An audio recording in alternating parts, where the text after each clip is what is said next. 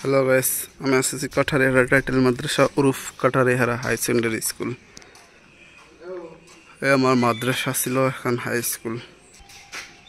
এটা হলো এখানকার ক্লাসরুম না?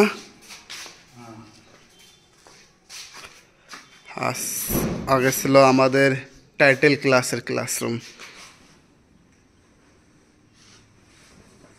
রিটার্ন কি